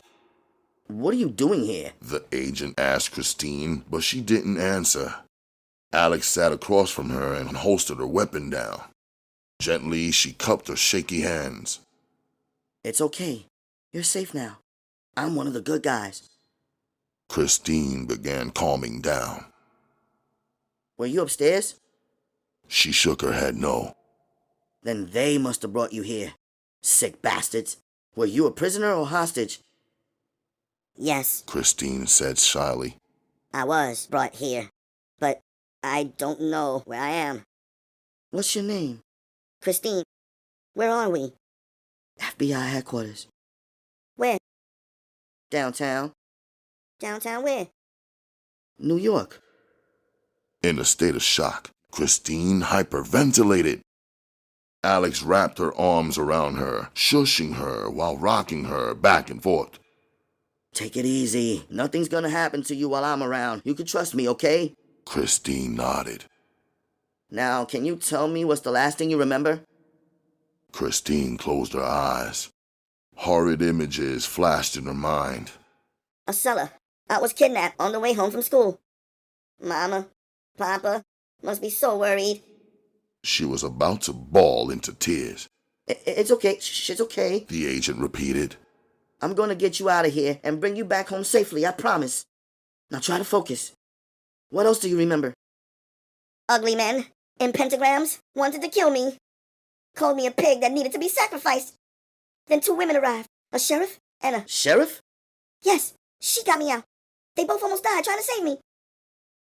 This sheriff wouldn't happen to be from New Mexico, would she? Yes, red hair. So brave. She sighed. The hospital was in Alber. How do you pronounce? I got it. Please continue. Cops and doctors surrounded me, talking about being in proper shape. Not sure if they meant me or not. Next I remember, waking up in the morgue. Gunfire. Legs were so weak I could barely move. I crawled out to the hall. Cops getting thrown by a specter or something, I don't know. But then, a woman under the lights. Red hair again. I thought that sheriff came back. I tried following her, but still weak. More people came, dressed like you. They arrested a doctor, I think. And I'm blank after that. Impossible. If this is the same girl Gina rescued in New Mexico, then how could she have also been at the morgue? And now here. Coincidental? Perhaps. The agent knew better, though. Something bigger is going on. Before trusting this little girl completely, she raised her antennas high for a possible swerve coming her way. You're right about the sheriff, She admitted. She was at the morgue, and so was I. Really? Christine gasped. My God, she's incredible. I thought I was dreaming at first, but seeing how she survived the explosion, I knew there was something godly about her. She's incredible. No argument here. How about her partner? Is she the same way? Veronica? I'm afraid not. She's still in a coma at the hospital. Oh, sweet Jesus. I'm sorry. I owe her my life, too. Sure she'll love to hear you say that. What about you? You're wearing such a cool suit. You must be FBI. Alex flipped open her badge. Why were you in that scary morgue? How were you able to mangle a fleet of cops with your bare hands? She gasped. Are you two with a group of superheroes like in the movies? Not exactly, kid. Gina's in a class all by herself. Gina? The sheriff. She's my sister. Wow! Christine tilted her head and tightened her eyes. I see it. You two look alike. You must be as powerful as her then. We're both great at what we do, but Gina's the only superhero in the family. Instead of indulging in selfish desires, she chooses to do what's right. She has a heart of gold. Guess that's why the angels blessed her with such extraordinary gifts. So, you're not a good person? I didn't say that. You see, I'm the brain of the family, which means I take calculated risks. Even though my dedication to upholding justice is as strong as hers, I work with my head, not my heart. My successful operations were done not for the importance of preserving life, but because it was my job. It may sound harsh, especially since it's far from the truth, but that must be what the angels see. Gina is loved by many, family and strangers alike. If I had to choose between us to save the world, I'd pick her too. You're too hard on yourself, Miss FBI agent. Call me Alex. Okay, Alex. Christine grinned. Risking your life to save others is the bravest and noblest thing a human being can do. You have my utmost respect. The power that your sister possesses lives inside of you too. Why not put your greatness to the test and get us out of here? Not that simple. Why not? This building is filled with crazed cops who are looking to terminate me on sight. Even if I was to get us out of here, I can't guarantee your safety on the outside. Great risks equals great reward, right? Excuse me? Only we can stop us from achieving greatness. The enemy doesn't have enough power to force us down. They merely use trickery to fool us into thinking we're not strong enough, not talented enough to fulfill our goals, dreams, and desires. Alex could have sworn the little girl began to glow the moment she preached on.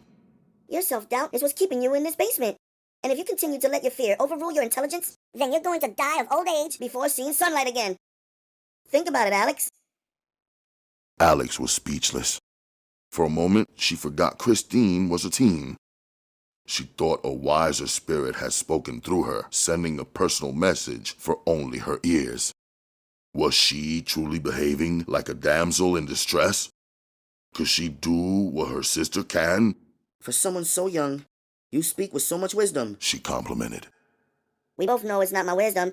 It's God's wisdom. She smiled. May I use the restroom, please? Alex gave point, and Christine excused herself from the table. A sudden warmness had come into the agent's heart. Pastor Good would have preached similar words if he was in the room with her. Could she be right? Alex wondered. Be that as it may, she wasn't ready to die to find out. Therefore, she chose to wait. Chapter 61. An army of officers dressed in black combat uniforms, loading every weapon in their deadly arsenal into various vehicles parked in the rear of Club Candy Cane. Standing on the dock with his arms crossed was John Hart, overlooking his minions like an evil emperor, seething with greed. With billions for the taking, his selfish desires would be fulfilled by morning. His mood rapidly changed, however, upon receiving a call from the pilot who narrowly escaped the Times Square onslaught. "Didn't I tell you to maintain radio silence until morning?" he scolded. "You know what's at stake tonight, right? So why would you choose to bother me now with your backyard nonsense, huh? Jeez. I knew you were as dumb as you looked, but this goes far and beyond my already low expectations. Now you got 10 seconds to convince me why you thought it was a good idea to interrupt my moment of triumph. 10 seconds, or else I'm gonna rip out your goddamn throat and feed it to the sewer rats. Got that, moron? Okay, go." Gulping and ventilating, the pilot's quivering jaw uttered, "We messed up. She got away." John thought the world had stopped. He heard nothing but his heartbeat while feeling endless pints of blood rush up to his ears. No, no, no, no, no, no, no, no, no, he denied. "What do you mean she got away?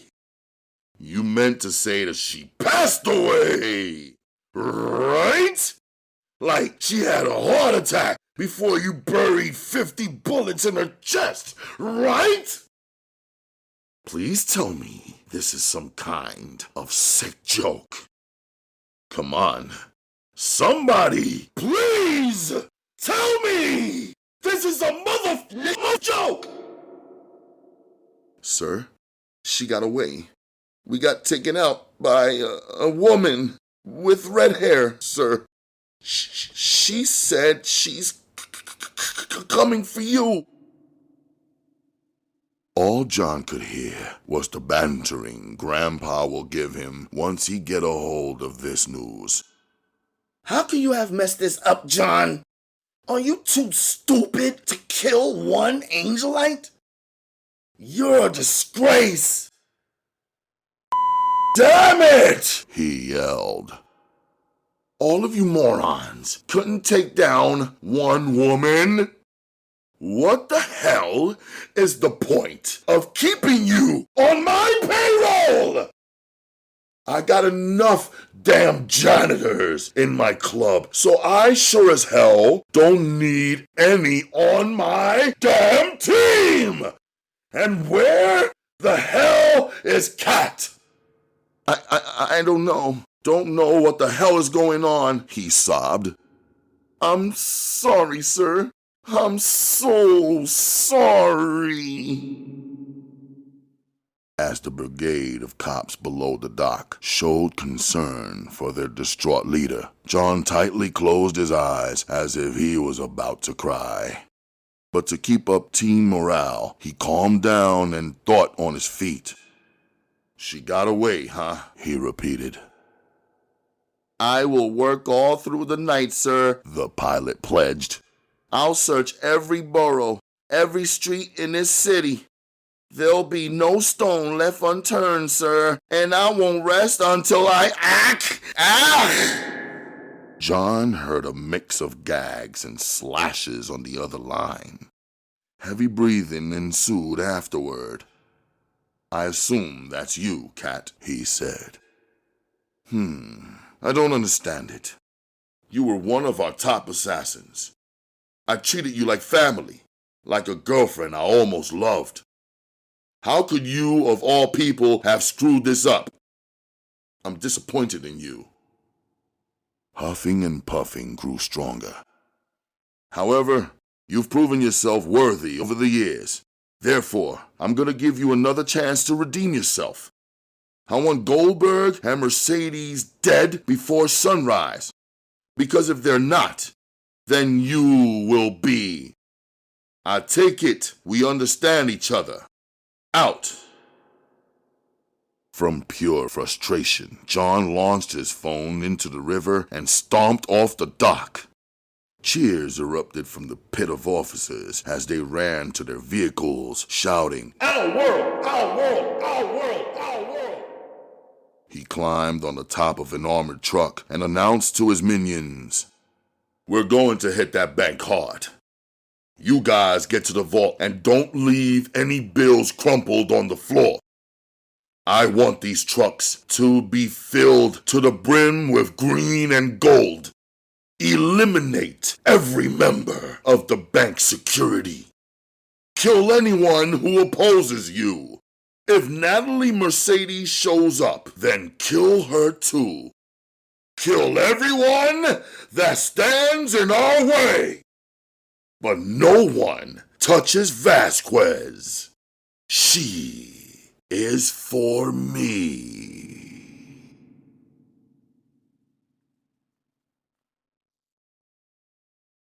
Chapter 62. Having a private celebration out on the terrace of his penthouse, a dismal and dreary Saxon Davis sipped on a glass of blackberry brandy while holding onto a picture of his wife Beverly, who died of cancer 4 years ago. Tears rolled over his liquored lips. His red eyes grew tired over the years of suffering, facing the unfriendliness of this world alone. However, near-death experiences on the job help him forget about the loneliness temporarily. Josephine and Ashley, his 2 daughters, lived across the country, happily married with children of their own.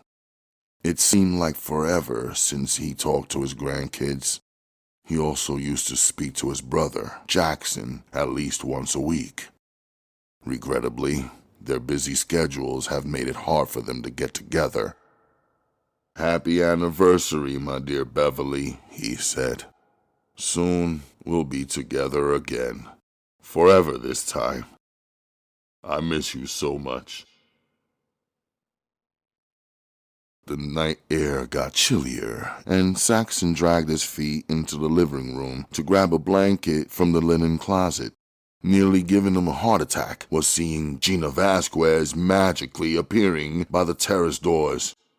"Gina?" he asked while rubbing the doubt from his teary eyes.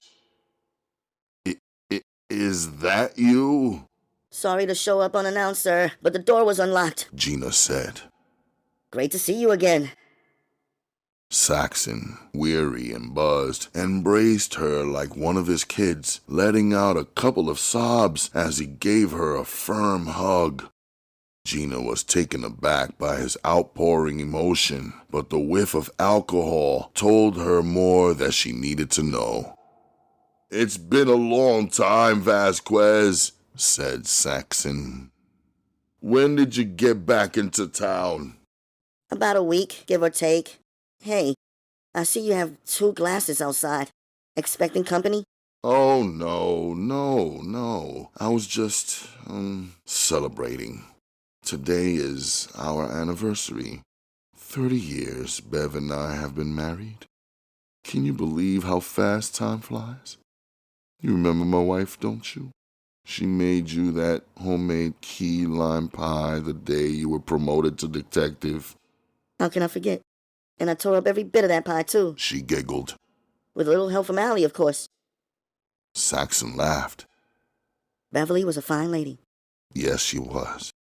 She's been my counselor since the day I was assigned to your unit. Trained me at the level of most male cadets, even teaching me how to engage 5 people by myself. I was surprised I got through her sessions without a scratch. She was sweet, yet stern. I was blessed with acquiring her expert tutelage as much as yours. What did you expect from a 5th-degree black belt? She would ream me out whenever I let one of my guys slack off on the case. But you were special to her. She always said how you reminded her of her younger self. It gave her new life to see a policewoman so happy to serve justice. She gave you the tools for combat, and I taught you the strategies of investigation. But it was your heart and determination that made you such a fine officer. And if Bev were here right now, she would have said the exact same thing. Conviction and all. It's been hard going on without her. Saxon's eyes watered up again. I miss her too, sir. Would you please stop with the sir business? I haven't been your boss in years. Old habits are hard to break. Fair enough. So how are Sienna and Alexandra? Happier now that I'm back. Allie's now a top dog in the bureau. Not a director yet, but she's got her own team. Only a matter of time before she's running the entire division. I wish to God there was a way to give them back the years they wasted suffering over me.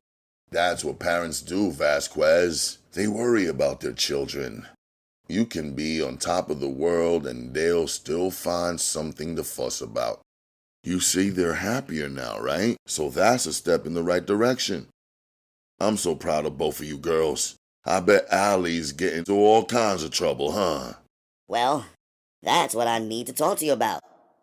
Saxon, cradling his wife's picture in his arms, led Gina to the sofa and offered her a seat. He eagerly waited to hear what she had to say. With time running short, she chose to get to the point. Earlier this evening, Allie went to the bureau to question a suspect she had in custody. Before she could leave, mercenaries overran the building, fully armed and extremely tough. "My God!" Saxon shouted. "Have you called the police?" I can't. The mercenaries are the police. Saxon showed a doubtful face. "Are you sure, Vasquez? That sounds far-fetched, especially in this city. No chance in hell for one officer to have enough power to organize an entire police force. And even if this is true, why would they want to commit such a horrible act? They're using her to get to me. So I suppose you know who's behind this. Yes, it's John Hart. Impossible! Saxon denied, looking appalled. That's completely and utterly ridiculous! Sir, it's true. Hart runs an underground coalition of officers who are planning to rob the Federal Reserve Bank tonight. They could be moving on the property right now as we speak. He shook his head in denial. I know how hard this must be for you to hear, but earlier tonight, his cops tried to kill Allie and me, and also a friend of mine who just happens to be related to Martha Combs. Combs? From Internal Affairs? He sobered up. The agent? Who was murdered in New Jersey? How in God's name can you connect Hart with such a tragedy? I have proof, sir. My friend has papers proving Hart's entire storybook career is a fraud. Each operation he orchestrated has been an inside job, assisted by higher-ups that no organization can touch. All I'm asking you to do is send some of your men to the Federal Reserve and hold down Hart's grunts. I will do the rest. This is crazy. No, it's ludicrous. I can't believe you're talking like this. Sir, please. Allie's life is in danger. I need to stop Hart now, or else this city will be in utter chaos by morning. Are you insane, Vasquez? He stammered. John Hart is as straight as an arrow. The finest officer I've ever had the privilege to watch perform this past decade. Quite frankly, I'm surprised that you throw in such heinous accusations at a man who was one of your biggest supporters after you got arrested. Gina couldn't believe what she just heard. Hart supported me? She thought. Then a flashback hit her like a bolt of lightning. When Sylvan visited her in the psych ward, Hart was with him. He told her about his regime back then, but she dismissed it as a public nuisance. That explains their connection. Revenge, She concluded. This has been his plan all along. Goldberg made the cops suffer for defying him at my rally, and now John is using the crucifix for payback.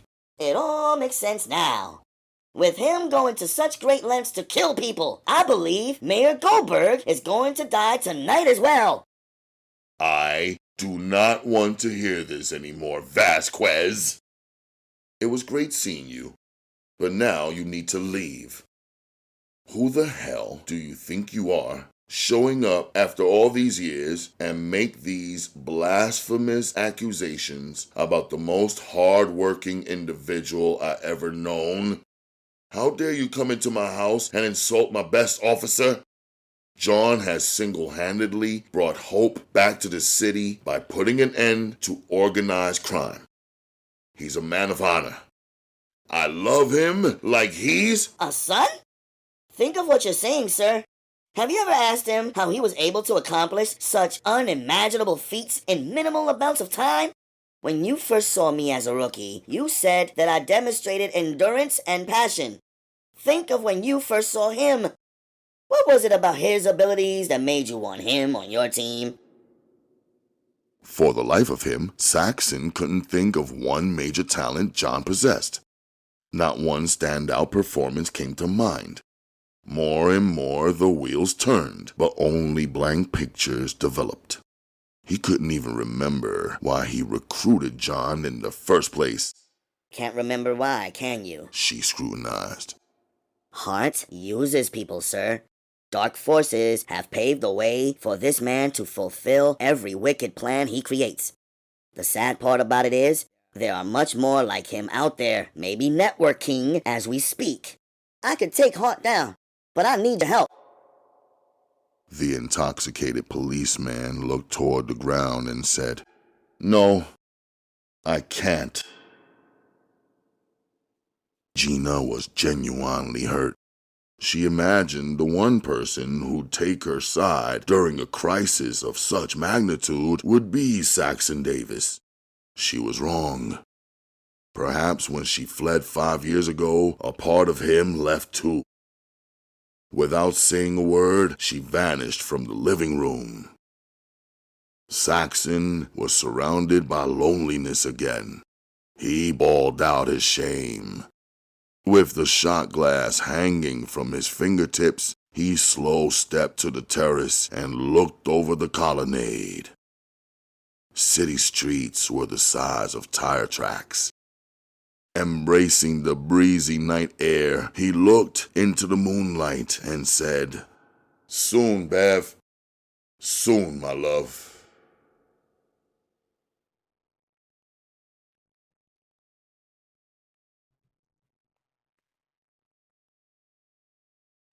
The fleet of squad cars fearlessly tailed them down the opposite highway lanes. Wrenching shrieks echoed through the evening's wrenching screech.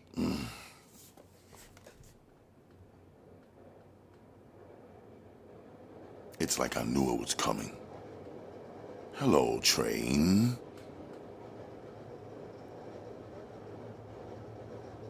It was quiet a minute ago. Alex got off the highway. Okay. You. Two people came to mind.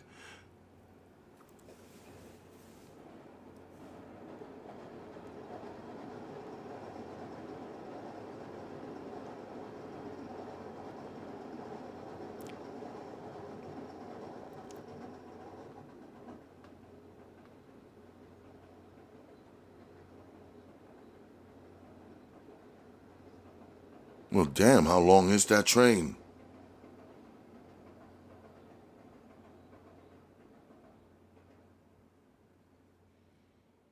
Although activity seemed normal, she had this eerie... fucking asshole. Let's not start, please. Noisy hood, man, I promise you. Falling 10 stories down, she crashed through the roof of a taxi I knew it. I heard that bitch coming from way down yonder. Yeah, the insanity I go through.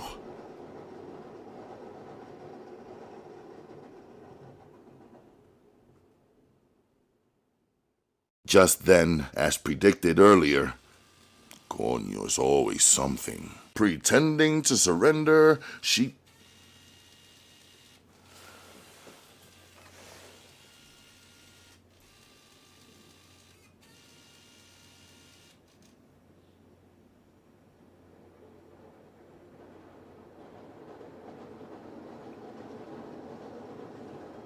Tell me, do y'all hear this?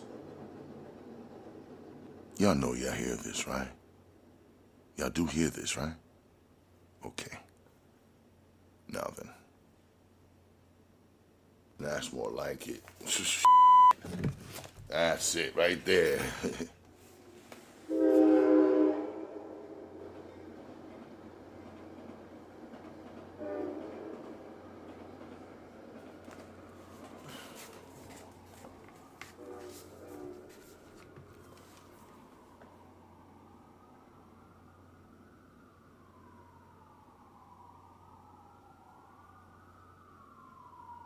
That's what I'm going with that shit.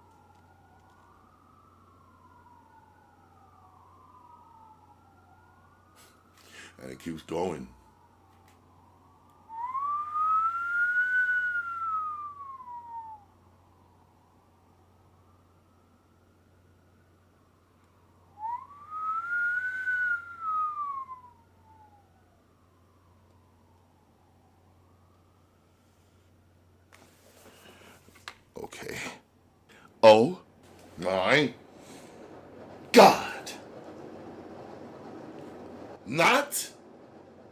another train.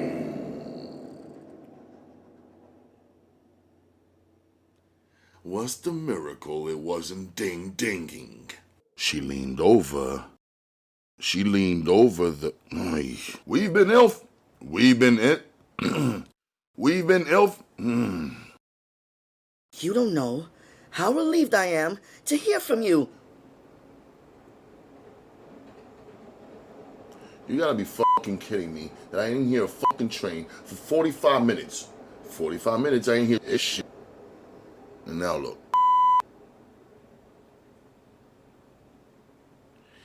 Gina is loved by many. Unbelievable with this shit.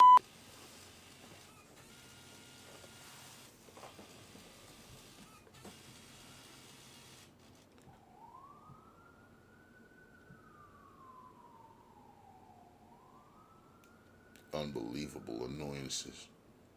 Chapter 61. Chapter 61. Chapter 61. As the brigade of cops below the dock showed concern for their distraught leader. Unbelievable with the train. Unbelievable with the train. If only they were running this frequent when I'm waiting for the train. Unbelievable. Like, you couldn't make this up. I don't know how many times it's been in the last few minutes.